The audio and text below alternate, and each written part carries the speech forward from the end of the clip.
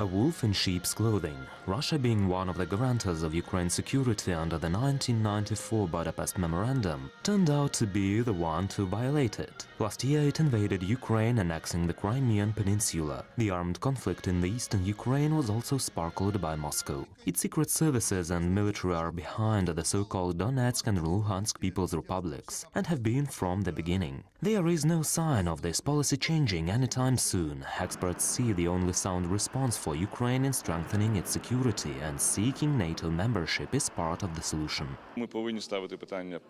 We must raise the issue of NATO membership plan for Ukraine that we were denied in 2008. It is a great tool to begin preparation to joining the alliance. Of course, it won't happen tomorrow. However, in some 4, 5 or 6 years, I think joining the alliance is quite possible. Moscow had thoroughly prepared its military offensive against the neighbor. The Kremlin-controlled media launched regular propaganda campaigns. In 2009, Russian military doctrine has been amended. These changes provided legal basis for involvement of the Russian armed forces in foreign conflicts. A new justification for military interventions has been invented. From now on, the Russian army is said to be protecting the Russian-speaking population abroad.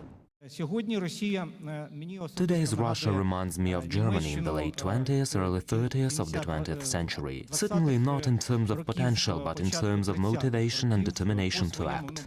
In spite of the above-mentioned, Russia can be stopped. International economic sanctions, political isolation and restricted access to modern technology present a complex yet an effective tool. All of these in prospect are expected to affect the Russian economy and bring peace back to Ukraine, with Moscow diverting more of its efforts towards domestic issues.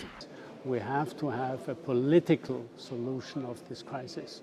Strong military in order to defend, and clear diplomatic and political initiative in order to solve the problem.